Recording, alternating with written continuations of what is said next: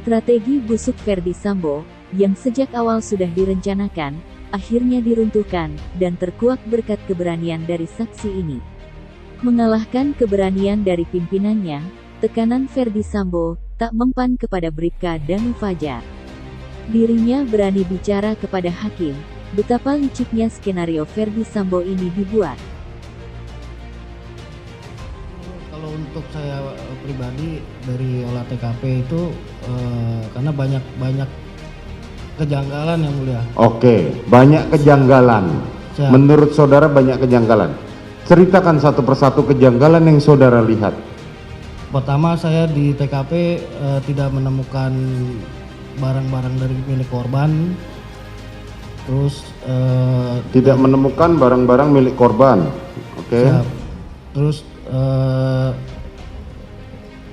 arah tembakan itu tidak berceceran darah yang mulai dari arah tembakan dari bawah dari atas. Bagaimana? Coba diulang. Tidak ada tetesan atau ceceran darah yang di bawah yang mulia. Tidak ada ceceran darah di bawah. Siap. Artinya dari pihak lawan tidak ada. Siap, hanya bergenang satu titik darah itu aja di tubuh jenazah ya. Ya. Hanya ada satu titik darah. Siap. Oke. Kemudian Tidak adanya lubang dari arah tembakan dari atas ke bawah itu nggak ada ditemukan lubang juga ya, lubang tembakan dari atas ke bawah. tidak ada lubang yang di bawah, lubang tembakan di bawah. Padahal disampaikan bahwa itu tembak menembak dan posisi korban ada di atas. Posisi korban yang saya dengar itu ada di bawah. Oh, posisi korban ada di bawah sementara saudara Eliezer ada di atas. Di atas tangga. Tidak ada lubang tembakan menuju ke bawah ya. Siap. Terus itu Hanya itu. kapan saudara sadari hal itu? Malam itu atau 3 hari kemudian? Untuk menyadari itu sebetulnya dari melakukan olah TKP itu saya Udah paham lah dari awal bahwa ini sebenarnya ada yang tidak beres. siap. Dari awal saudara datang, saudara sudah merasakan ada kejanggalan. Siap. Saudara sampaikan sama Kasat Reskrim. Saya pas membalikan jenazah itu saya udah sempat apalagi memakai masker itu yang mulia. Sempat agak curiga kok aneh pakai masker itu yang mulia. Kok aneh kok pakai masker? Siap. Kemudian Saya sempat pas itu saya ada Kasat Reskrim juga sempat saya bilang, dan mohon izin ada korban pakai masker saya gituin. terus Ya pada saat itu pada diem semua, nggak ada yang ngomong yang mulia. mohon maaf, pangkat saudara apa? Bribka. Bribka. Atasan saudara pangkatnya AKBP. Siap.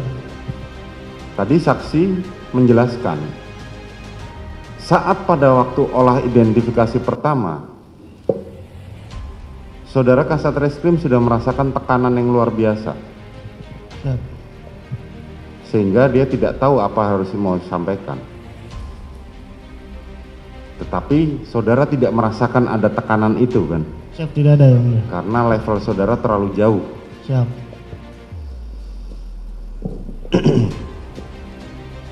Saat saudara pulang sempat nggak sampaikan ke Kasat Reskrim? Dan ada yang aneh nih. Ayah Brigadir J pun juga sependapat dengan kesaksian Bribka Danu Fajar yang merasa janggal dan tak masuk akal dengan skenario Ferdy Sambo. Rupanya, sehebat-hebatnya skenario yang dibuat Ferdy Sambo runtuh oleh keberanian melawan ketidakadilan. Jadi saya tanyakan, siapa yang pertama menembak Pak? Mohon izin. Yang pertama diserahkannya lah omongan itu ke Kasat Reskrim kalau nggak salah dari Jakarta Selatan.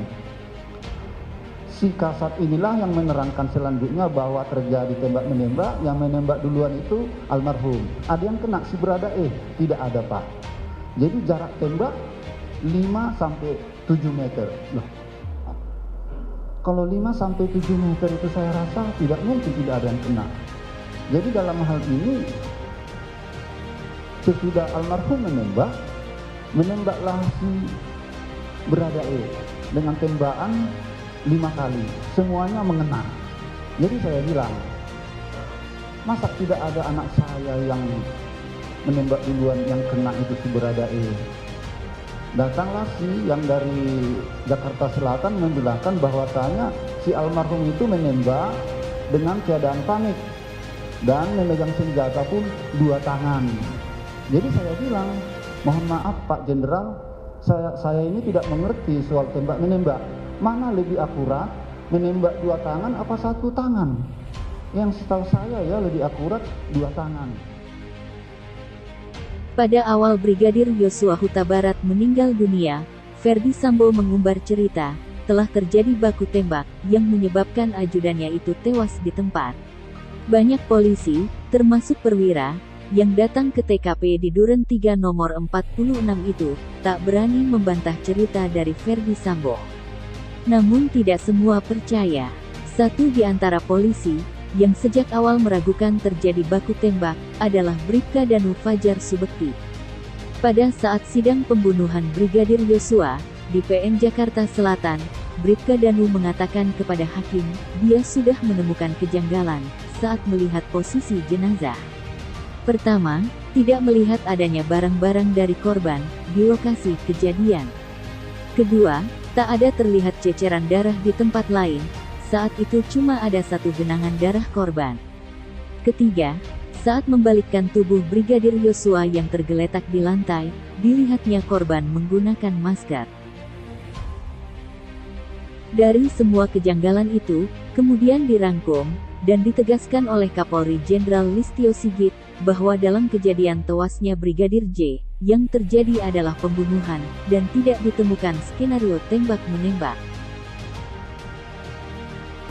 Hewan ini tidak ditemukan fakta peristiwa tembak-menembak seperti yang dilaporkan awal. Tim khusus menemukan bahwa peristiwa yang terjadi adalah peristiwa penembakan terhadap saudara J, yang dilakukan saudara J meninggal dunia, yang dilakukan oleh saudara SE atas perintah saudara SS.